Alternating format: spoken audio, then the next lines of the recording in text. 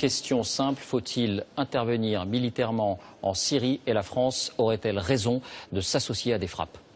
Aucune intervention militaire ne réglera la situation en Syrie où nous sommes en face d'une guerre civile, pas simplement d'une révolution, et même plus qu'une guerre civile, d'une guerre confessionnelle entre chiites et sunnites, avec derrière les deux camps, l'Arabie saoudite d'un côté et l'Iran de l'autre. Vous n'êtes pas favorable à une intervention? Je ne suis pas favorable à une intervention militaire dans le principe. En tout cas, je pense qu'elle ne réglera rien.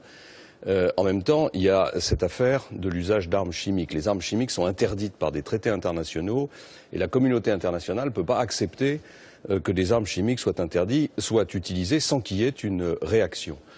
Et donc, je comprendrais qu'il y ait une réaction pour marquer le coup, pour dire à ceux qui ont utilisé ces armes chimiques, en l'occurrence à Bachar el-Assad, qu'il a franchi une limite qui est une limite inacceptable. Mais pour que cette intervention puisse avoir lieu, il faut être sûr de cet usage des armes chimiques et de ceux qui les ont utilisées. Vous n'en êtes pas sûr? Moi, je ne veux pas qu'on nous refasse le coup de l'Irak. Souvenez-vous, on est parti en guerre.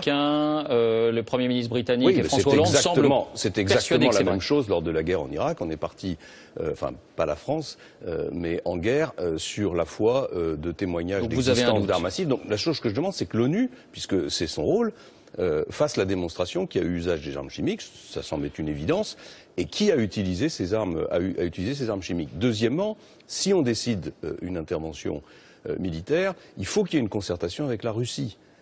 Je sais que c'est difficile, mais on ne peut pas ignorer la Russie qui joue un rôle considérable dans cette région. Et troisièmement, si cette intervention doit avoir lieu, elle doit se faire en coordination étroite avec les pays de la Ligue arabe. Ce n'est pas les Occidentaux qui vont aller faire régner l'ordre en Syrie. Et enfin, pour finir, il faut que les buts de guerre, comme on dit, c'est-à-dire la nature de ces opérations militaires, soient très précisément définis. C'est le mot de la semaine. On peut accepter cette définition, mais en tout cas, rien, et c'est très difficile à faire en réalité, qui ne nous entraîne dans une guerre au sol qui n'aurait aucun sens et qui pourrait même avoir des conséquences dramatiques sur toute la région.